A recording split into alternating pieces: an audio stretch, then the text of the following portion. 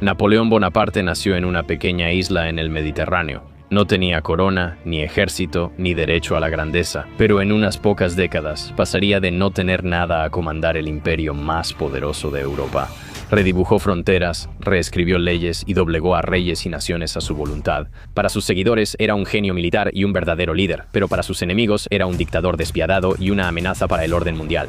Ganó batallas que deberían haber sido imposibles. Sin embargo, al final fue traicionado, derrotado y desterrado a una isla remota, dejado para morir en aislamiento. Este episodio trata sobre cómo Napoleón pasó de ser solo un chico humilde en una pequeña isla a conquistar toda Europa, básicamente, y cómo incluso utilizó sociedades secretas como los masones para difundir su mensaje y controlar a la élite intelectual y a las personas poderosas de Europa en este nuevo imperio que creó. Así que, sin más preámbulo, siéntate, relájate y bienvenido a History Camp.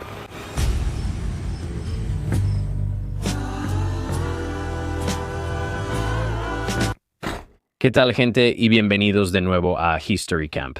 Este es el programa donde explico las historias más interesantes, fascinantes y controvertidas de todo el mundo, de toda la historia, de todos los tiempos, incluso a veces de la historia futura. Gracias por acompañarme en mi tienda. Como siempre, estoy acompañado de un par de amigos. Aquí tengo a mi amigo David, que lleva gafas de sol, no se le permite hablar. Y por supuesto, en los controles, tengo de regreso desde la Tierra Madre al fenómeno griego, Christos Papadopoulos. ¿Qué tal todos? No tenemos tiempo para estar hablando todo el día. Haz tu propio podcast, Christos, si quieres, ya sabes, desperdiciar el tiempo de la audiencia, porque no tenemos tiempo para hablar de tus viajes en Grecia, porque estamos hablando de otro viajero. Uno de los más grandes, no sé, podrías decir, generales de guerra de todos los tiempos, una leyenda absoluta. Bien, no recibió el reconocimiento que merecía en las películas recientes sobre su vida. No las he visto, eso es solo lo que la gente ha dicho. Pero hoy vamos a recorrer la vida y época del gran Napoleón Bonaparte, así es, vamos a repasar todo. Las guerras, las batallas, por qué la gente lo amaba, por qué la gente lo odiaba, e incluso algunas de las cosas ocultas que sucedieron en Egipto. Va a estar divertido, así que siéntate, relájate y vamos a empezar. Muy bien. Este es un tipo que, básicamente, no sé, podrías decir que moldeó el inicio de los 1800 militarmente. Probablemente más que cualquier otra persona, ¿verdad? Quiero decir, ganó más batallas que prácticamente cualquier comandante militar en la historia. Y cuando piensas en, ya sabes, los grandes líderes como Julio César, Alejandro Magno, Napoleón fue superior a ellos en algunos aspectos. Y te explicaré, ¿de acuerdo? Lo que hacía especial a Napoleón no era necesariamente solo la estrategia o la época en la que vivió. Lo que lo hacía realmente único era cómo sus soldados lo amaban y respetaban, y él pudo lograr que, ya sabes, hicieran cosas por él que muchos otros líderes no podían lograr, y en gran parte porque venía de una familia de clase media, no de la realeza ni de algún linaje aristocrático. Aún así, logró tomar el control de la mayor parte de Europa desde estos humildes comienzos. Así que, para alguien con este origen, básicamente convertirse en emperador y gobernar el imperio más grande de Europa no se había visto desde la época medieval. Y es realmente increíble, y esta es la historia de cómo Napoleón llega al poder. Pero vamos a retroceder hasta el principio, ¿de acuerdo? Y sí, en realidad no vamos a ir a Francia como la conocemos, vamos a la isla de Córcega. 15 de agosto de 1769, hay una familia sencilla de clase media en Córcega. Esta es una pequeña isla que Francia acababa de tomar el control de otro país conocido como Génova ese año. Antes de que Napoleón naciera y antes de que ocurriera la Revolución Francesa, Napoleón parecía destinado a una vida bastante básica y ordinaria de la que provenía. De nuevo, esto es como clase media. No necesariamente son completamente pobres, no viven en la pobreza, pero son como una familia noble menor en una parte de Francia que apenas recientemente se había vuelto francesa. Así que él apenas es francés según los estándares franceses. Si sabes algo sobre los franceses, son bastante estrictos con lo que significa ser francés. Digo, yo nací en París y ellos me ven como si fuera un chico de campo, ¿sabes? Así que su familia tenía algo de influencia en su zona local, pero él no era rico ni poderoso, y Napoleón tenía un montón de hermanos y hermanas que pasaban el tiempo, ya sabes, jugando al aire libre. No tenían muchos lujos, pero simplemente vivían como una vida corsa normal, ya sabes. Su madre, Letizia, era una mujer práctica, bastante seria y algo estricta. Y su padre, Carlo, estaba involucrado en la política local, pero era terrible con el dinero y tenía un pequeño problema con el juego. Sí, le gustaba un poco jugar a las cartas. Sus malas decisiones dejaron a la familia prácticamente en la ruina. Para cuando Napoleón era un niño, vio cómo era entrar en las clases bajas. Carlo Bonaparte y su esposa embarazada, Letizia, originalmente lucharon contra los franceses cuando intentaron tomar el control de Córcega. Apoyaron al líder corso llamado Paolo, quien quería la independencia. Sin embargo, cuando quedó claro que los franceses simplemente iban a llegar y tomar todo el control, Carlo decide cambiar de bando y salvar a su familia. Bastante inteligente, ¿no? Tienes que apostar por el caballo correcto, eso es algo que aprendió apostando. Cuando Francia tomó el control de Córcega, les tomó alrededor de un año obtener el control total. Y Carlo Bonaparte y su familia pasaron de ser luchadores por la libertad contra los franceses a trabajar ahora con el gobierno francés. Y este cambio probablemente le molestó a Napoleón de alguna manera mientras crecía, sabiendo que su familia en algún momento fue luchadora por la libertad de su gente y de su tierra, para luego, de inmediato, simplemente rendirse ante esta fuerza mayor y luchar para el otro bando. Así que el gobierno francés quería que Córcega fuera realmente parte de Francia, así que animaron a las familias locales importantes a enviar a sus hijos a trabajar para el gobierno francés. Y básicamente hacer este tipo de asimilación casi forzada. Y muchos países diferentes hacen esto, ¿verdad? Como cuando tomas el control de un lugar y luego tomas a la nobleza de alto rango y básicamente los envías a tus escuelas. Y esto es como la nueva forma de, ya sabes, matrimonio dinástico que básicamente mantenía unida a una cultura. Algunos de los hijos se unieron al servicio civil, pero en el caso de Napoleón lo enviaron al ejército francés, así que Napoleón logró convertirse en oficial militar. Pero él era un oficial de artillería, lo cual en ese momento no era realmente respetado en la sociedad. Era como, ya sabes, un puesto cualquiera, así que para ser oficial de artillería tenías que entender matemáticas y ciencia. Y la clase alta menospreciaba a las personas que tenían que usar su cerebro para trabajar, ¿verdad? O sea, tenías que pensar realmente en las cosas, tenías que hacer cosas de verdad para ser un oficial de artillería. Así que en la década de 1780 en Francia, donde los nobles ricos controlaban todo, Napoleón era alguien que tenía grandes sueños, pero vivía en una sociedad que nunca permitiría que alguien de su origen llegara a ser realmente grande. Quiero decir, esto existe hoy en día hasta cierto punto, pero específicamente en esa época en Francia, era mucho así. ¿Dónde naciste? ¿Quiénes eran tus padres? ¿A qué se dedicaban tus padres? Y ese tipo de cosas era tu destino. Así que para este chico, ser oficial de artillería probablemente era lo mejor a lo que podía aspirar. Durante este periodo, Napoleón habría conocido las redes intelectuales que incluían, ya sabes, masones y personas de otras sociedades aristocráticas y adineradas de alto rango. El cuerpo de oficiales militares, especialmente aquellos con experiencia científica y técnica, como estos tipos de artillería, a menudo incluía hombres involucrados en logias masónicas. Ahora aquí es donde se pone interesante. Estas logias servían como centros de ilustración y discusión política. Y este es exactamente el tipo de ambiente que habría atraído a este joven oficial ambicioso que buscaba avanzar y de alguna manera impulsarse hacia los niveles más altos de la sociedad. Así que Napoleón no estaba contento con su posición en el ejército, así que decidió regresar a Córcega. Él todavía creía firmemente que Córcega debía ser independiente de Francia y quería, ya sabes, encontrar a Paoli, este líder que era el luchador por la independencia y la libertad de Córcega. Y cuando Napoleón regresó a Córcega, Paoli no lo recibió bien. Napoleón admiraba a este tipo como un héroe, pero este tipo tenía una actitud diferente, con el típico pensamiento de clan corso, dijo Paoli. Eres un Bonaparte, eres un colaborador, no confío en ti. Básicamente diciendo algo como, oye, tu familia me traicionó, ¿por qué te apoyaría en cualquier sentido? O sea, no confío en ti para nada. Y Napoleón, siendo joven, al ser rechazado por su héroe, quedó devastado, ¿sabes? O sea, todavía era un adolescente en ese momento. Y fue un golpe devastador. Y se volvió claro para la familia Bonaparte que realmente no tenían futuro en Córcega, ¿verdad? O sea, cambiaron de bando y empezaron a apoyar a los franceses. Así que Napoleón era, ya sabes, ante todo práctico. Y si querías hacer carrera, si querías un futuro, si querías lograr algo importante, que era el caso de Napoleón, él era extremadamente ambicioso. Tenías que hacerlo en Francia. Napoleón necesitaba, ya sabes, un cambio político y social masivo. Eso destruiría el sistema de poder actual y le permitiría ascender rápidamente en las filas de este ejército francés. Puedes ver que es como un hombre sin tierra en este momento, ¿verdad? No es bienvenido en Córcega, pero no puede ascender en Francia. Entonces, ¿qué hace? Resultó que obtendría exactamente lo que necesitaba. El pueblo de Francia se estaba preparando para rebelarse contra su rey y reina. Ahora, esto va a ser muy útil para un joven Napoleón, ya que Francia se dirigía hacia una revolución. Así que la Revolución Francesa de 1789 tuvo un montón de causas profundas que se habían estado gestando durante mucho tiempo. No vamos a entrar en todo eso. Pero en resumen, lo que necesitas saber es que los problemas surgieron de lo mal que estaba gobernada la monarquía francesa. El gobierno quería que Francia fuera una potencia mundial importante, obviamente, pero en realidad no podía permitirse sus objetivos financieramente. Así que Francia tenía este sistema social donde los ricos y poderosos básicamente no tenían que pagar impuestos. Ellos no tenían que contribuir al bienestar del Estado, mientras que todos los demás sí tenían que hacerlo. Suena algo familiar. Esta situación llegó a un punto crítico en la década de 1780. Irónicamente, esto sucedió justo después de que Francia ayudara a Estados Unidos a ganar su independencia de Gran Bretaña. Sin embargo, Francia había pedido tanto dinero prestado para pagar esa guerra que el gobierno ahora se había quedado sin dinero y no podía recaudar suficientes impuestos para pagar sus deudas. Así que, de nuevo, obviamente, si no lo sabes, los franceses y los británicos han estado luchando durante mucho tiempo, y Francia lo vio estratégicamente, que si podían lograr que América obtuviera su independencia, eso causaría una ruptura en la monarquía británica y en el poder en Europa, y eso los beneficiaría. Pero invirtieron tanto dinero que desafortunadamente ahora se quedaron sin efectivo. La Revolución Francesa creó esta situación compleja. Entonces, antes de 1789, volviendo a estas logias masónicas, habían sido centros para la ilustración y la discusión, y para reunir a nobles y burgueses, como intelectuales y militares. Y muchos líderes revolucionarios tenían muchas de estas conexiones, iban a estas reuniones masónicas, aunque la propia revolución fracturó el mundo masónico. Como te puedes imaginar, algunas logias eran vistas como refugios aristocráticos, donde solo estaban los ultra ricos, y muchas de esas fueron disueltas, mientras que otras adoptaron ideales revolucionarios, y tenían más bien personas militares o de clases más bajas dentro de ellas.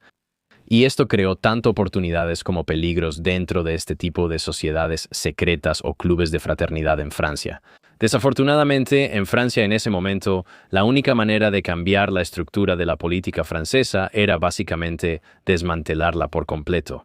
¿Sabes? Es como cuando te sale una bolita en el suéter o algo así, empieza a deshilacharse un poco. Si empiezas a jalarla, toda la prenda se deshace. Y esto es básicamente lo que pasó en Francia. Así que la Revolución Francesa comienza con mucha esperanza y emoción. La gente creía que podían mejorar la sociedad, pero la revolución también comenzó con miedo, conspiraciones y sospechas. Y la razón por la que los parisinos realmente asaltaron la Bastilla el 14 de julio, que ahora es su día de la independencia, fue por eso. 3 días antes, el hermano del rey y otros nobles de alto rango habían despedido al gobierno reformista y estaban tratando de deshacer los cambios que ya se habían logrado. Así que las cosas van por buen camino. Todo está como bien, vamos a tener este gobierno reformista, de verdad vamos a lograr que los ricos paguen impuestos. Y luego los hermanos del rey dicen, no vamos a hacer esto, vamos a despedir a este gobierno, no lo vamos a hacer. La monarquía interviene y la gente se vuelve loca, así que asaltan la Bastilla y luego, después de julio de 1789, la Asamblea Nacional. Esto es como un grupo de representantes. Pasaron 2 años tratando de crear una nueva constitución. Querían mantener al rey Luis en el trono, pero también darle derechos políticos a la gente y hacer que todos pagaran sus impuestos justos. Así que están tratando de hacer ambas cosas al mismo tiempo, y esperaban que todo saliera perfectamente. Pero claro, esto era una idea un poco frívola. No puedes tener ambas cosas, ¿verdad? O sea, si estás tratando de reformar las cosas, no puedes tener a la antigua y anticuada monarquía todavía dirigiendo todo. Así que las ideas de la Ilustración que le decían a la gente que podían reformar el gobierno también les decían que podían reformar la Iglesia Católica, que es otra estructura de poder enorme que existe en Francia. Sin embargo, en ese momento, tratar de cambiar la monarquía, el gobierno y la Iglesia crea un montón de conflictos. Obviamente, dentro de la Iglesia, los altos funcionarios eclesiásticos se enfurecieron y esto causó aún más divisiones en la sociedad francesa. Para 1791 hasta como 1792, Francia estaba básicamente en una especie de guerra civil oculta, con todas estas diferentes facciones de poder reuniéndose. Y si alguna vez has visto Game of Thrones, el caos es una escalera. Y en el centro de esta guerra civil estaban los jacobinos, básicamente liderados por Maximiliano Robespierre, probablemente has escuchado su nombre, y los jacobinos eran los republicanos de su época. Bien, eran como republicanos extremos. Y estas son las personas que querían ejecutar al rey, y querían transformar completamente a Francia, políticamente, y no solo querían cambiar a las personas a cargo manteniendo el mismo sistema. Querían usar la violencia y el terror para básicamente renovar toda la sociedad y crear una revolución total.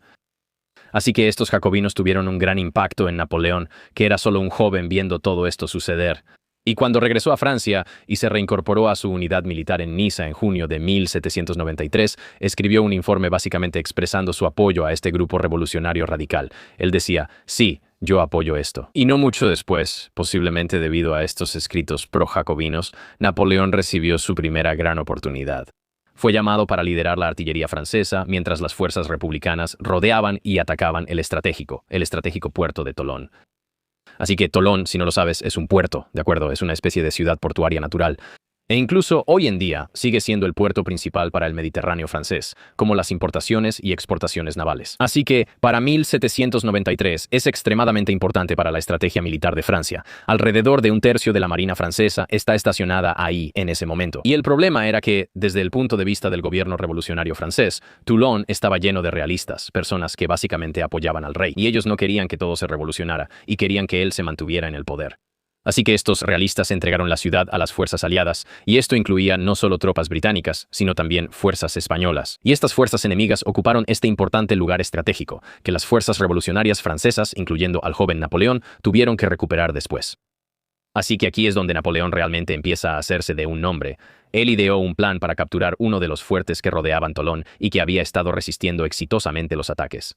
Y si podían tomar este fuerte, serían capaces de controlar la ciudad y el puerto con su artillería, haciendo que la posición del enemigo fuera prácticamente imposible de defender. Así que presenta este plan a un político llamado Barras, quien nació en la nobleza y se convirtió en uno de estos representantes radicales jacobinos. Y Napoleón recibió permiso para llevar a cabo el plan y funcionó, así que Barras, este político, se movía en círculos que incluían a todo tipo de gente de la alta sociedad. Y aunque no hay necesariamente evidencia documentada de que Napoleón fuera iniciado en alguno de estos grupos de sociedades secretas, ciertamente operaba dentro de las redes sociales y profesionales que estaban conectadas con muchos de estos grupos clandestinos. El éxito de Napoleón durante el sitio de Tolón le valió al joven oficial de artillería Corso, nacido en la baja nobleza, de 24 años, el ascenso a general de brigada. Ahora, las cosas no son tan simples. La situación política de Francia está cambiando muy rápido y la gente se está levantando. Y esta vez es contra los jacobinos, cuyo reinado de terror y violencia está llegando a su fin. Y este recién ascendido general Bonaparte, cuya conexión con los jacobinos en realidad le ayudó a llegar a este puesto, donde pudo llevar a cabo esta operación militar, ahora se encontraba una vez más en otra situación política peligrosa. Ahora los jacobinos, por supuesto, como sabemos, no duraron. Habían intentado promover esta idea de una república y al hacerlo, ejecutaron a 40.000 de sus enemigos políticos. Y la gente naturalmente empezó a preocuparse muchísimo de que serían los siguientes en la lista, y se pasaron un poco de la raya. Así que ser un soldado profesional era arriesgado en el ejército francés durante este periodo, porque los gobiernos en París iban y venían rápidamente. Y si te asociabas con un gobierno en particular o incluso con un golpe de estado dentro de esa facción, ese gobierno probablemente colapsaría en algún momento. Y entonces tu carrera básicamente se acabaría o incluso tu vida podría destruirse junto con ella. Y Napoleón, como puedes ver, está conectado con este tipo de grupo radical, ya sabes, que está ejecutando gente. Y él había publicado un panfleto que llamó la atención de Maximiliano, el hermano de Robespierre. Así que cuando el Comité de Salvación Pública bajo Robespierre fue derrocado en el golpe de Thermidor, Napoleón casi fue derribado junto con toda esa estructura de gobierno. No fue ejecutado, pero su carrera fue puesta en pausa y su ascenso al poder se detuvo. Así que en este punto, solo para recapitular, tienes a este tipo nacido en Córcega, no de una familia noble. Y son rechazados por los corsos, son rechazados por los franceses. Pero él logra ascender en las filas y luego básicamente ocurre una guerra civil, una revolución.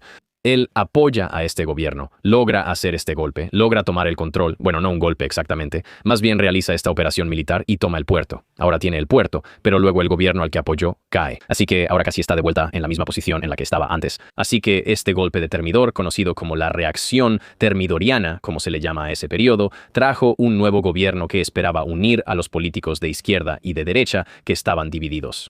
Pero, por supuesto, este es un plan mucho más fácil de decir que de hacer. Así que después de que Robespierre fue ejecutado en julio de 1794, las personas que sobrevivieron a este reinado de terror pasaron el siguiente año tratando de averiguar cómo reconstruir Francia. Y tuvieron que lidiar con personas tanto de la izquierda como de la derecha que querían venganza. Los nuevos líderes termidorianos se movieron hacia un punto medio político. Y esta posición intermedia seguía siendo demasiado derechista para algunos de estos jacobinos sobrevivientes, pero también era claramente demasiado izquierdista para muchos de los sobrevivientes, realistas que vieron a 40.000 de sus camaradas ser asesinados. Así que los propios realistas tenían muchas opciones diferentes, que iban desde contrarrevolucionarios que querían ejecutar a todos los involucrados en la revolución, hasta personas que empezaron a pensar, bueno, tal vez tener un rey con poder limitado no sea tan mala idea. Ya que arruinamos las cosas con esta república, intentemos encontrar un punto medio. Y tienes todas estas ideas políticas diferentes que van creciendo juntas hasta 1795, cuando los termidorianos decidieron crear una nueva constitución. Y esto llevó a lo que siempre se llama un levantamiento realista en los distritos occidentales de París.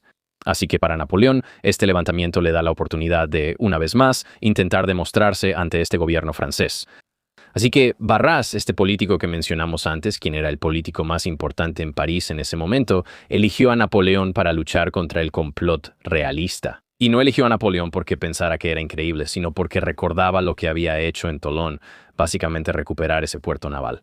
Así que Napoleón Bonaparte, quien todavía era un general joven en ese momento, recibió ayuda de un hombre que, ya sabes, se volvería muy importante para la carrera posterior de Napoleón. Un hombre conocido como Marat, y él es el comandante de caballería del 12º Chasseurs a Cheval. Así que Joachim Marat, como muchos de los futuros mariscales de Napoleón, era un masón activo. Solo una conexión interesante de nuevo, y esta es una conexión que, otra vez, resultaría significativa para construir las redes de lealtad que sostienen el imperio de Napoleón. Así que Napoleón ordenó a Marat capturar parte de la artillería cercana, y luego la artillería fue utilizada de manera muy despiadada, disparando. Ya sabes, metralla que básicamente son como bolas de metal gigantes y fragmentos que se lanzan contra multitudes de rebeldes realistas. Básicamente eran como morteros, era como si fueran cañones, básicamente. Y el intento de golpe fue aplastado casi de inmediato, así que esto dejó al gobierno republicano francés muy agradecido con Napoleón y sintieron que le debían un favor. Pudo una vez más frustrar con éxito a los realistas, así que con estas andanadas de metralla, Napoleón se hizo famoso en toda Francia, ganando el favor de todos. Con el Directorio, que es el nuevo gobierno en el poder, el Directorio reinstaló al joven de 26 años como general de brigada y le dio su primer mando real, el ejército de Italia. Pero antes de comenzar esta campaña, Napoleón conoce a una mujer llamada Josefina Desmoinet y se casa con ella el 9 de marzo de 1796. Josefina era una viuda cuyo esposo había sido ejecutado por los jacobinos durante el reinado del terror. Josefina era mayor que Napoleón. Ella formaba parte del círculo interno de este gobierno del Directorio. Y el Directorio era conocido por, ya sabes, cierta corrupción tanto con el dinero como también con la moral. Y Josefina era elegante y muy encantadora, y Napoleón estaba locamente enamorado. Ahora, lo importante es que Josefina estaba conectada con los niveles más altos del gobierno francés, específicamente con este hombre que mencionamos antes, Barras, quien básicamente formaba parte del liderazgo del Directorio. Ahora, realmente necesitabas este tipo de conexiones para que tu carrera avanzara, y este matrimonio ocurrió justo antes. ¿Cuál sería el avance más importante en toda la carrera de Napoleón? Este nombramiento como general en jefe del ejército de Italia. Ahora, este ejército era relativamente pequeño, solo de 20 a 30.000 hombres y estaba mal abastecido y, en general, bastante descuidado. En comparación con otros frentes militares que habían visto más combates en el último año o dos, ahora los ejércitos del norte habían estado ganando victorias importantes. Así que Napoleón fue a su ejército y se presentó como su salvador, el hombre que los iba a llevar a cosas más grandes. Él les dijo famosamente: soldados están desnudos, mal alimentados, el gobierno les debe tanto, pero no puede darles nada. Su paciencia, el valor que demuestran en medio de estas rocas son admirables, pero no les traen nada. No hay gloria, no hay fama que se refleje en ustedes. Busco guiarlos hacia las llanuras más fértiles del mundo. Provincias ricas, grandes ciudades estarán en su poder. Habrá gran honor, gloria y riquezas. Continúa diciendo: soldados de Italia, les faltará valor o resistencia.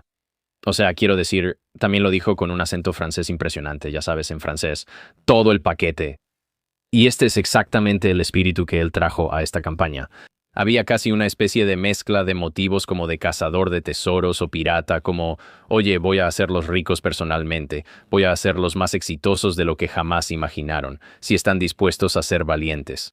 Y, ya sabes, al mismo tiempo también se trata de Francia y la gloria y de representar ideales más grandes.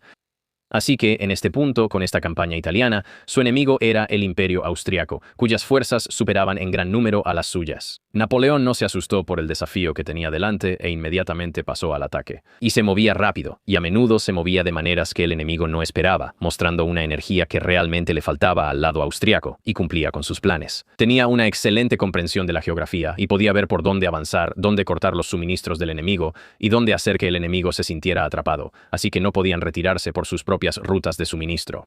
La guerra napoleónica, que realmente comenzó durante este periodo, de ahí el nombre, se caracterizó precisamente por este movimiento rápido.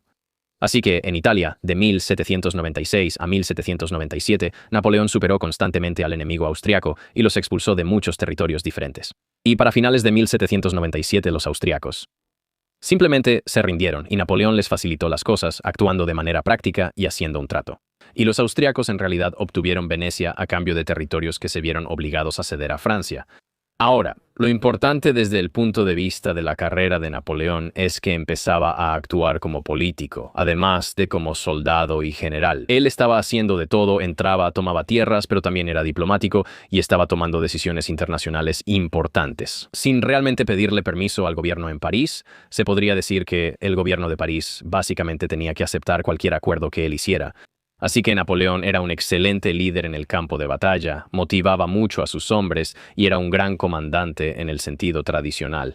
Lo que también empezó a mostrar durante esto fue la creencia de que no solo podía hacer política y crear acuerdos con otros gobiernos, sino que lo merecía y que merecía ser tratado en un sentido político como un noble, casi como un rey. Así que mientras estaba en Milán, estableció su cuartel general en lo que básicamente era un palacio. De hecho, lo hizo más grande y mandó instalar grandes espejos en los jardines del palacio. Para que más personas pudieran venir a rendirle homenaje, se convirtió en una especie de lugar al que tenías que ir si querías algo del gobierno francés en esta región y tenías que presentarte ante él. Bonaparte, quien se sentaba en una sala del trono esperando recibir a la gente, claramente organizó esto a propósito para crear un aire de nobleza y verse a sí mismo como el monarca de la región. Luego, cuando regresó a París a finales de 1797, dejó todo eso atrás con mucho cuidado. Entró a París en un carruaje común, vestido con ropa ordinaria, y se presentó de manera muy humilde ante sus jefes políticos. Porque, de nuevo, está jugando un juego político muy maquiavélico aquí. Disfrutaba estar a cargo y ser el líder incuestionable y el gobernante, pero también sabía que si no tenía cuidado y regresaba a París, simplemente lo matarían o terminaría en prisión. Así que estaba muy atento a cómo jugar este juego de poder. Ahora, aquí es donde las cosas se ponen interesantes. Esto es como una especie de desvío divertido. Pero cuando Napoleón regresa a París, es un héroe. Prácticamente desmanteló a los austriacos, lideró este ejército italiano como un valiente luchador, comandante y diplomático. Y en este momento solo tiene 28 años y ya había derrotado a este imperio austriaco, que era más experimentado y tenía más soldados que los franceses, en prácticamente todos los sentidos. Ahora era momento de enfocarse en el mayor enemigo de Francia, los británicos, pero en vez de atacar directamente a este enemigo del norte, miró hacia el este. Y en vez de mirar hacia el este, hacia el Medio Oriente, buscando algún tipo de ventaja estratégica, no era algo inusual. Había sido parte de la planificación militar a largo plazo de Francia durante años, y lo que estaban considerando para 1798 era una mezcla interesante de ideas.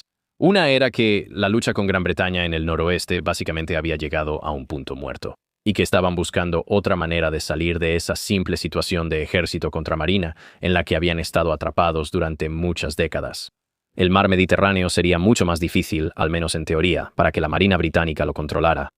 Si puedes imaginarte la geografía, tienes el estrecho de Gibraltar que básicamente los aísla y Francia tiene acceso total a él. Así que Napoleón convenció a los políticos en París, quienes fueron fácilmente convencidos porque Napoleón ya era extremadamente popular y era excelente en la publicidad, en organizar el apoyo público y en construir estas redes de personas influyentes.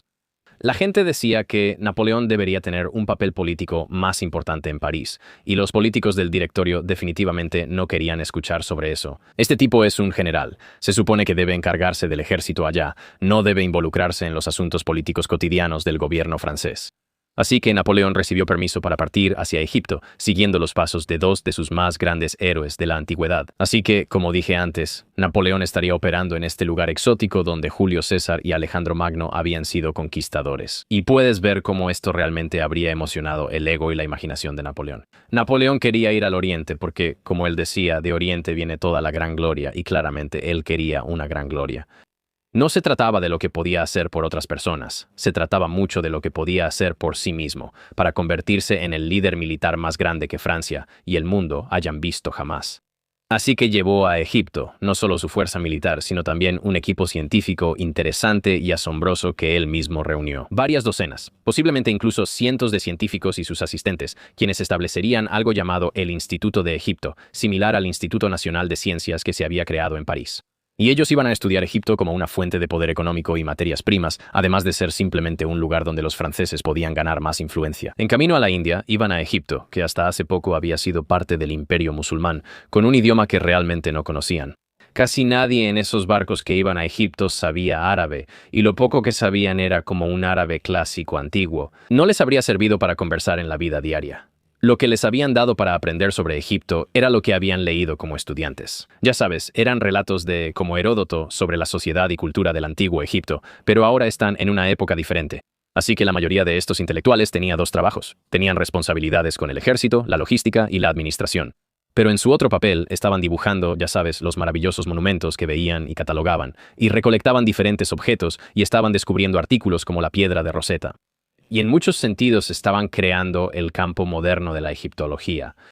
Ahora, la campaña egipcia resultaría tener profundas consecuencias culturales que se extendieron mucho más allá de la estrategia militar. Así que, mientras el ejército de Napoleón luchaba en el desierto, la expedición científica estaba documentando la civilización egipcia antigua con un detalle sin precedentes. Su trabajo sería publicado más tarde en la monumental Description de l'Égypte, lo que creó una ola de fascinación por el antiguo Egipto que se extendió por toda Francia. Quiero decir, están mostrando, ya sabes, tumbas, pirámides y momias. Y, ya sabes, hay esta manía por Egipto, la egiptomanía, que básicamente recorre Francia y se manifiesta de maneras que el propio Napoleón nunca anticipó realmente. Así que, para adelantar un poco, en 1801, poco después de la conclusión de la campaña, surge un fenómeno cultural en París, y esto es realmente interesante, como una especie de nota al margen. Esto se conoce como la Sagrada Orden de los Sofesianos, y fue fundada por Marie-Nicolas Pons-Camus, quien fue alumno del renombrado pintor Jacques-Louis David. Esta elaborada sociedad representaba la intersección de los ideales republicanos, ya sabes, este sentimiento populista, la expresión artística y el misticismo del antiguo Egipto que la expedición de Napoleón básicamente desató en la sociedad francesa. Ahora, los sofesianos crearon lo que llamaron el Livre Terre, que es el libro de oro. Y este era un manuscrito ricamente iluminado que hoy se conserva en la Biblioteca Nacional de Francia. Tiene 17 láminas a color y 49 ilustraciones en blanco y negro que muestran laberintos subterráneos, cámaras de pirámides y fachadas de templos. Y básicamente todo lo que puedas imaginar sobre rituales ocultos, egiptología y cosas por el estilo. Y todo eso servía como escenarios para presentaciones teatrales, conocidas como tableaux vivants. Y estos eran espectáculos teatrales masivos que intentaban recrear lo que los parisinos imaginaban que habrían sido los rituales del antiguo Egipto. Así que, aunque Napoleón en sí no tuvo ninguna participación directa con los sufisianos, su existencia revela cuán profundamente esta aventura egipcia había penetrado en la cultura francesa y en la conciencia de la persona promedio que vivía en París. Y la orden tomó prestados símbolos de la masonería, el arte neoclásico y la ilustración, ideas sobre la sabiduría antigua, y creó esta mezcla performativa de virtud republicana política con ese misticismo egipcio exótico. Y Egipto, en este punto, se había convertido en algo más que un objetivo militar, simbolizaba la ciencia ilustrada y la sabiduría antigua, y una civilización que se había perdido. Pero, ya sabes, los ideales de lo que significa ser una sociedad ilustrada, y realmente cautivó a mucha gente en Francia. Y esta fascinación cultural seguiría influyendo en el arte, la literatura y la vida social francesa durante todo el reinado de Napoleón y los descubrimientos científicos. Y mucha de la documentación artística de la campaña proporcionó material para décadas de cultura en Francia. Me refiero a todo, desde escenarios de ópera hasta el diseño de muebles, pasando por enormes obeliscos que se erigen por todo París. Hasta el día de hoy, y de esta manera, la expedición egipcia de Napoleón logró conquistar la imaginación francesa, aunque hubiera fracasado militarmente. Pero aquí es donde las cosas empiezan a torcerse para Napoleón. Él pensaba que estaba a salvo de la Marina Real Británica, pero fue tomado por sorpresa cuando Horatio Nelson destruyó la flota francesa en la Batalla del Nilo. Ahora, en el típico estilo de Napoleón, el general francés no se queda quieto por mucho tiempo, y, ya sabes, él va rápido. Y en su lugar eligió atacar, esperando enfrentarse a los otomanos apoyados por los británicos que marchaban directamente hacia él. La campaña que siguió fue, en última instancia, un fracaso para los franceses y una de las primeras grandes derrotas de Napoleón. No lograron su objetivo, que era detener el avance otomano. Pero hubo un par de eventos que se volvieron importantes para la reputación pública de Napoleón. Uno fue la masacre de prisioneros otomanos, que fue un episodio oscuro, incluso para los estándares de la época. Fue controversial y muchas personas todavía ven eso como una gran mancha en el legado de Napoleón. La otra fue cuando se le vio sanando y tocando a las víctimas de la peste. Ahora, esto es fascinante. La peste todavía era común en esa parte del mundo a finales de 1700, y hay una pintura muy famosa que muestra a Napoleón, casi como a Cristo, tocando a personas que sufrían de la peste, y él fue lo suficientemente valiente para hacerlo. Es ese tipo de cosas. Es el cuidado que mostró por el soldado francés común y por la persona promedio, y por las personas que estaban sufriendo, los pobres, los necesitados. Y esta es la reputación que ganó, lo que lo hizo tan popular entre los soldados franceses. Así que hay dos cosas, ¿verdad? Está esto, ya sabes, el asesinato de estos prisioneros otomanos, lo cual fue malo. Pero luego ves a Napoleón como esta figura de Cristo que literalmente está sanando personas. Y ahora, por supuesto, no creo que Napoleón realmente haya sanado a nadie. Pero el hecho de que esto permeó en la cultura francesa y que la gente lo veía casi como una figura similar a Cristo fue enorme para su reputación. Así que esta campaña egipcia fue un fracaso militar, pero Napoleón logró regresar rápidamente a París junto con sus amigos cercanos antes de que los políticos de París se dieran cuenta de que había sido un gran fracaso. Así que lo que hizo Napoleón fue básicamente abandonar a su ejército en Egipto, y ese es uno de esos grandes puntos de inflexión en su vida que tenemos que reconocer. No tenía ninguna orden de regresar a Francia. Su ejército había tenido un éxito parcial y un fracaso parcial en expandir el área bajo su control. Pero se estaba dando cuenta de que quedarían atrapados en un estancamiento, simplemente estarían, ya sabes, en un punto muerto. Y empezó a escuchar rumores de que estaban ocurriendo cosas en Francia que podrían crear nuevas oportunidades para él. Así que a mediados de 1799, irónicamente fue recibido de nuevo en Francia como un héroe y toda la gente en Francia había oído hablar de él. Ya sabes, estas pinturas donde está sanando a la gente y están viendo diferentes artefactos egipcios y están recibiendo algo de esta cultura que está llegando. Y están mirando a Napoleón pensando como, wow, este tipo es increíble, hizo un gran trabajo en Egipto, este tipo es un héroe. Así que en lugar de enfrentar la ejecución por, ya sabes, posibles crímenes de guerra y perder esta batalla y abandonar a su ejército, Napoleón recibe una bienvenida de héroe cuando regresa a Francia. En un momento en que la situación política del país seguía siendo bastante grave, Francia ahora estaba luchando contra una nueva coalición de enemigos. Como siempre, no solo Gran Bretaña y los otomanos, sino también los rusos y los austriacos otra vez. Así que, desde un punto de vista internacional, las cosas se ven mal. Están exactamente donde empezaron, luchando guerras en todos los frentes. Así que en casa, el directorio, el partido político en París, se está desmoronando. Había estado oscilando de izquierda a derecha y era completamente inestable. Y hubo un grupo de políticos en Francia que dijo, basta, esto tiene que parar. Necesitamos cambiar el gobierno de manera fundamental y necesitamos un líder fuerte que nos lleve ahí. Necesitamos un general, necesitamos a alguien con fuerza militar para llevar a cabo lo que básicamente será un golpe de Estado. Vamos a derrocar al gobierno. Pero estos conspiradores del golpe estaban centrados en A.B. Sieyès, quien era un intelectual curiosamente refinado para estar en el centro de una conspiración revolucionaria. Él había estado presente desde 1789 con buenas, pero muchas ideas demasiado complicadas sobre cómo gobernar un país, y todavía estaba ahí en 1799 tratando de encontrar personas que se unieran a él. De hecho, derrocar a este gobierno, este directorio, y crear un gobierno más autoritario, algo más simple, casi dictatorial. Y esta era la situación en la que Bonaparte entró después de que habían considerado a varios otros líderes militares. Una vez que Bonaparte se involucró con su grupo, él claramente se hizo el líder de lo que iba a suceder. Dijo, yo quiero esto, denme el balón. Y no salió exactamente como lo planeó Napoleón, porque a pesar de todo su, increíble habilidad para motivar a sus soldados y crear estrategias, no es el mejor orador en público. Tal vez era bueno hablando con las tropas, pero no es muy bueno desenvolviéndose en un entorno parlamentario. Es un verdadero general, así que básicamente lo llamaron como un forajido, y el golpe casi fracasa. Pero su hermano, Lucien Bonaparte, y sus tropas intervinieron para protegerlo de lo que él afirmó que básicamente era un intento de asesinato. Aunque puede que solo haya sido una pelea que se desató y nada peor que eso. ¿Quién puede decirlo? Al final, todo se decidió de manera bastante brutal por soldados armados, expulsando a los legisladores de la asamblea, donde se habían reunido, y diciéndoles, oigan, se acabó, ya no hay vuelta atrás. Habiendo disuelto físicamente la legislatura, los golpistas ahora estaban en posición de decidir qué hacer a continuación. Así que ahora Napoleón tiene 30 años, logró tomar el poder y declararse primer cónsul, apoyado por otros 2 cónsules. Ahora se encontraba al frente del gobierno francés, una posición que pronto fue confirmada por algo completamente nuevo para Francia y la política francesa, un plebiscito.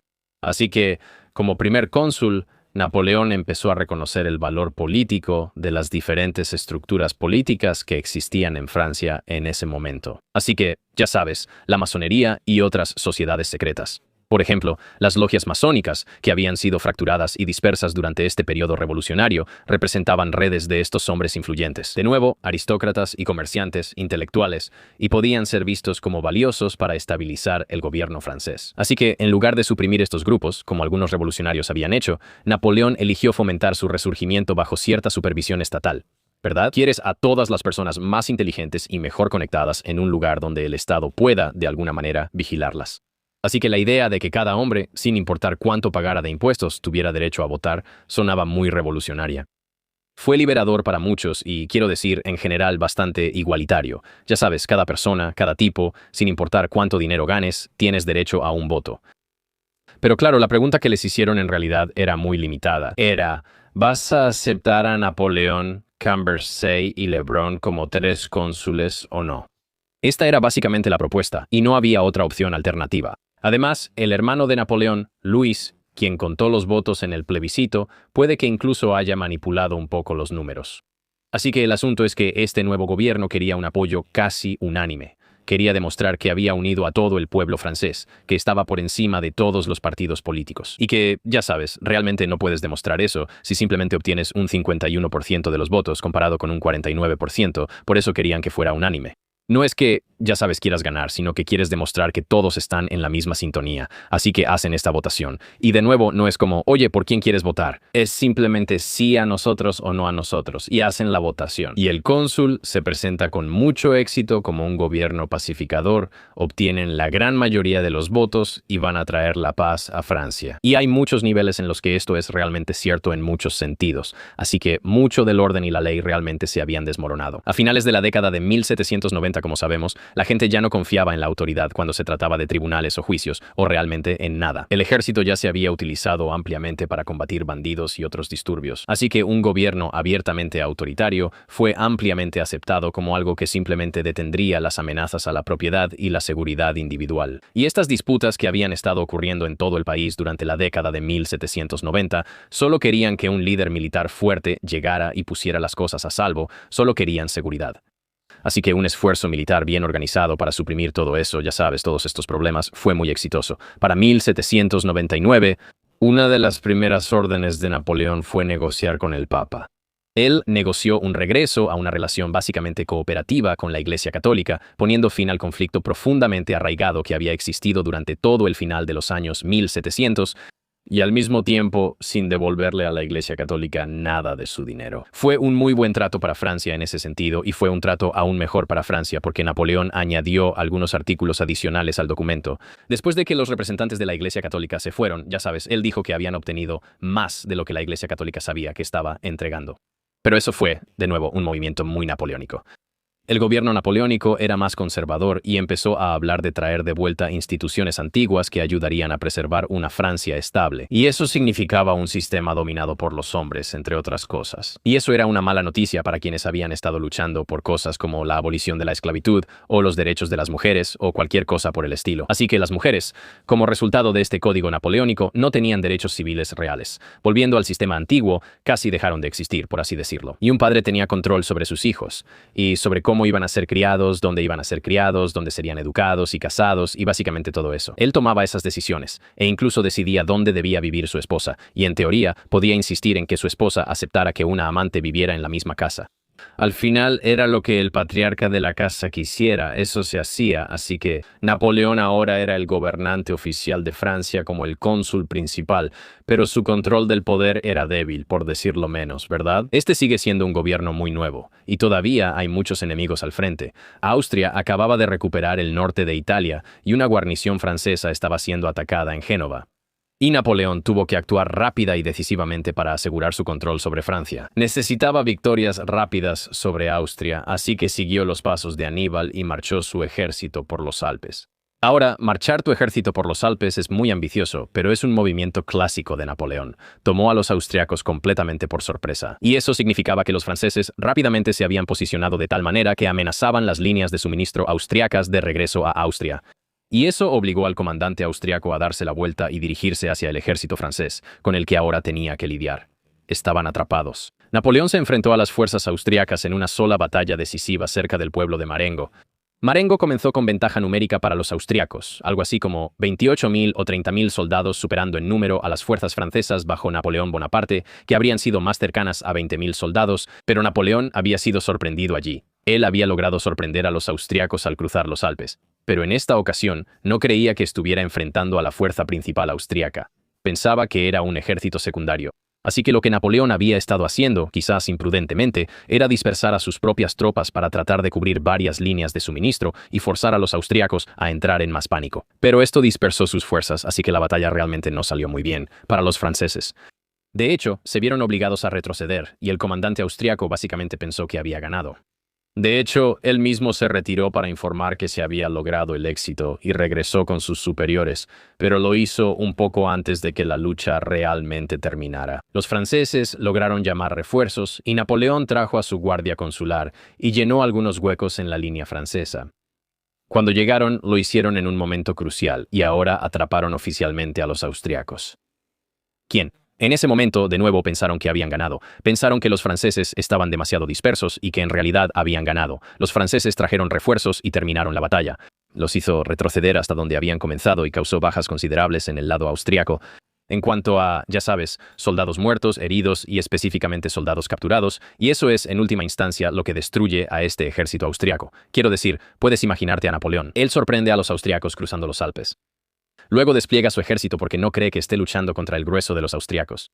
Ahora los austriacos bajan con su ejército principal y los franceses están demasiado dispersos. Los austriacos creen que han ganado. Ahora envían a su gente para avisar, ya sabes, a los jefes en Viena como, oye amigo, ya tenemos esto asegurado, y luego mandan refuerzos. Los franceses en realidad entraron en el último minuto, una jugada loca, como canasta ganadora en el último segundo.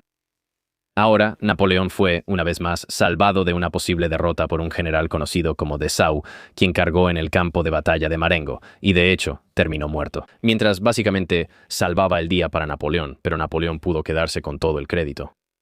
Francia se encontró en 1801 capaz de estar en paz, más o menos. Incluso pudo llevar a los británicos a una negociación de paz por primera vez en todo este periodo, porque los británicos ahora no tenían aliados continentales y no tenían idea de cómo podrían continuar con algún tipo de avance militar. Así que la paz de Amiens se acordó inicialmente a finales de 1801 y se firmó formalmente en 1802.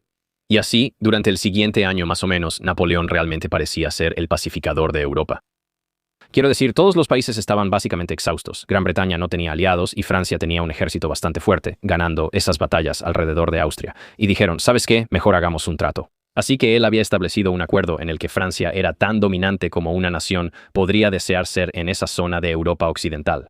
Pero resultó ser solo una pausa en una historia militar más grande. Como resultado, el gobierno se volvió cada vez más seguro, algo que ningún gobierno había logrado desde 1789.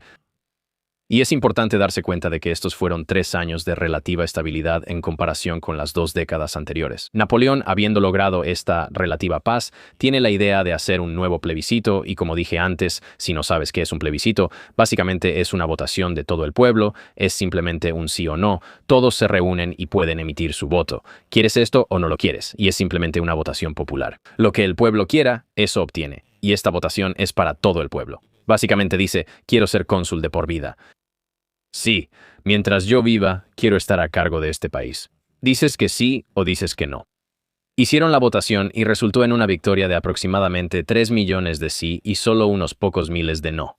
Y él nunca iba a perder ninguna de estas votaciones, simplemente era cuestión de decidir por cuánto quería ganarlas. Y ya sabes, este fue un patrón que continuó desde el consulado vitalicio hasta su nombramiento como emperador, a lo que llegaremos, lo cual sucedería, ya sabes, después de que la guerra se reinicie. Así que, durante este periodo de aumento de poder, Napoleón hizo un uso estratégico de las comunidades intelectuales alrededor de Francia, incluyendo a los masones.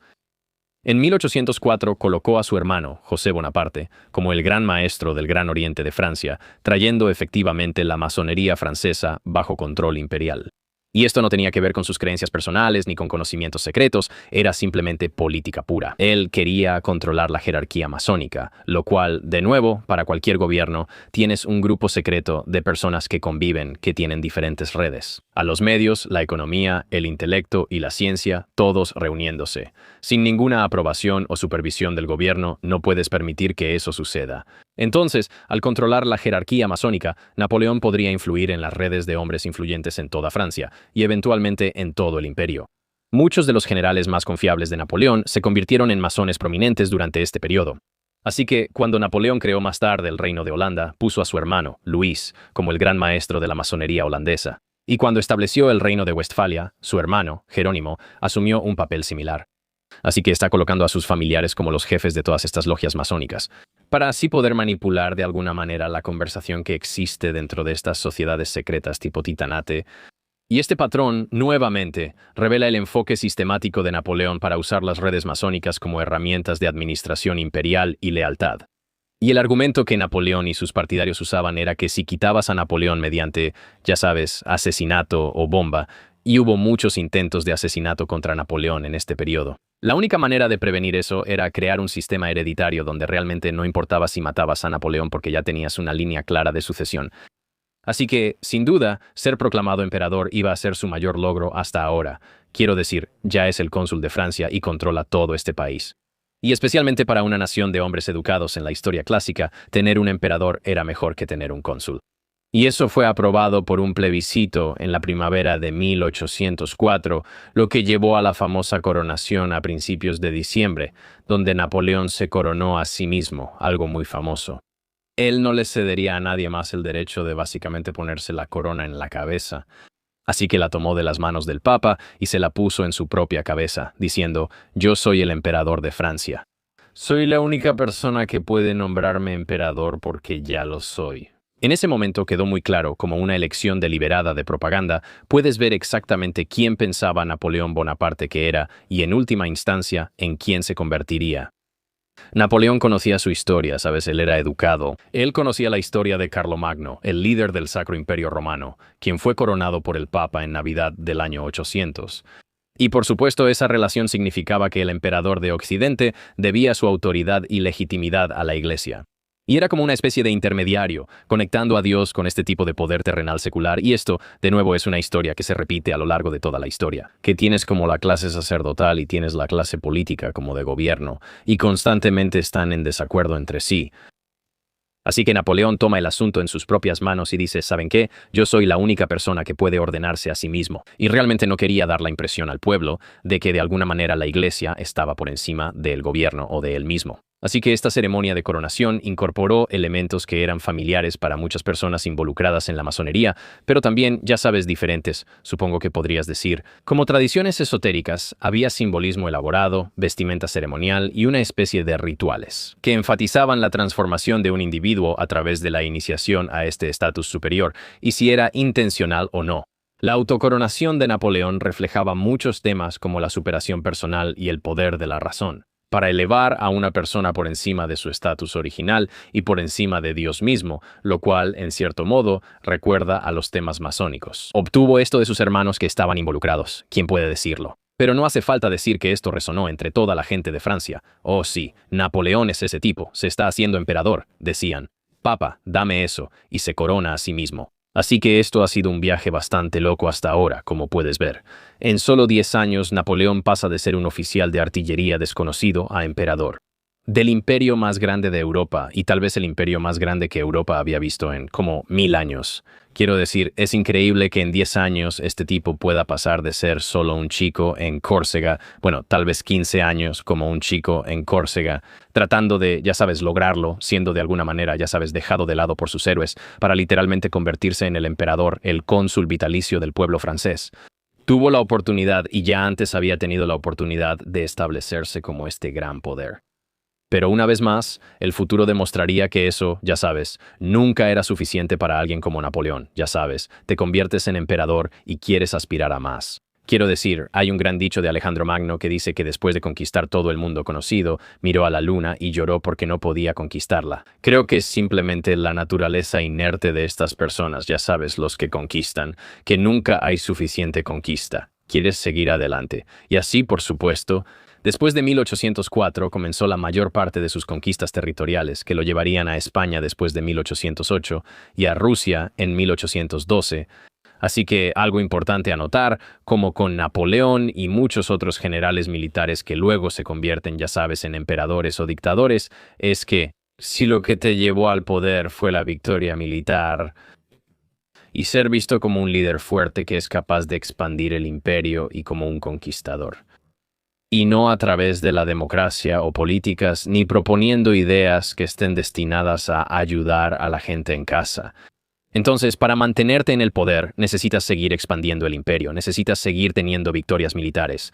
Y eso, al final, fue lo que llevó a Napoleón, después de ser elegido emperador, a continuar su conquista sin límites. Y aunque los éxitos militares de Napoleón finalmente fracasaron a largo plazo y su control sobre Europa resultó ser de corta duración, su legado ha perdurado hasta el día de hoy. Si ves a Francia, realmente fue bajo la dirección de Napoleón que se crearon las instituciones de la Francia moderna, tal como las conocemos. Quiero decir, donde quiera que mires en Francia podrías decir como, oh, esa es una especie de influencia de Napoleón. Y sé que hemos mencionado la masonería algunas veces aquí, pero en realidad es interesante notar que su influencia en la masonería también fue igualmente duradera. Quiero decir, la estructura que él impuso a la masonería francesa. con, ya sabes, estas jerarquías y este control centralizado, e incluso el simbolismo egipcio que se popularizó durante su campaña quedó permanentemente incrustado en los rituales y la imaginería masónica hasta el día de hoy. Y de esta manera, Napoleón moldeó no solo el panorama político de Europa, sino también la cultura simbólica y organizacional de algunos de los movimientos intelectuales más influyentes en torno a Francia, a pesar de que él mismo nunca fue miembro. Y eso, damas y caballeros, es la primera parte de la historia de Napoleón. Este es el ascenso de Napoleón a través de Francia. ¿Cómo pasó de ser un joven de bajo rango en Córcega a convertirse en general de artillería, luego en comandante militar, después en líder de Francia y finalmente en emperador de uno de los imperios más grandes de toda Europa? Pero eso es solo parte de la historia. Quiero decir, hay mucho más que sucede. Hay exilios y derrotas en batalla, su relación con su esposa y muchos más detalles que tenemos que revisar, pero eso lo dejaremos para otro episodio. No te lo quieres perder, así que asegúrate de suscribirte al canal y recibirás actualizaciones en cuanto salga. Quiero decir, Napoleón me parece un tipo fascinante, especialmente por su papel con los masones y esas cosas. Esto es muy interesante, de nuevo, así es como siempre me he sentido acerca de la masonería. Sí, este es un grupo para, ya sabes, personas acomodadas, adineradas e intelectuales que se reúnen para compartir ideas, y esas ideas podrían ser de naturaleza oculta, pero creo que en general son ideas que, ya sabes, la gente puede compartir sobre negocios, y qué va a pasar políticamente, a quién apoyar y a quién conocer, y es como una red de fraternidad, y Napoleón vio esto y pudo utilizarlos para difundir sus mensajes y controlar. Los intelectuales, los aristócratas y las personas poderosas de cualquier ciudad nueva, todos bajo su vigilancia. Quiero decir, un tipo fascinante de verdad, o sea, más allá de ambicioso, como llegar a ser emperador y aún así decir, no, todavía necesitamos más, tenemos que seguir adelante, en muchos sentidos. Quiero decir, él admiraba a Alejandro Magno, y creo que de alguna manera está continuando ese legado de simplemente no parar. Voy a seguir adelante hasta el día en que muera. Y en muchos sentidos lo hace. Pero de nuevo, ese es un tema para otro episodio. Me encantaría saber qué piensan ustedes. ¿Ya habían escuchado esto antes? ¿Hay algo que se me haya pasado?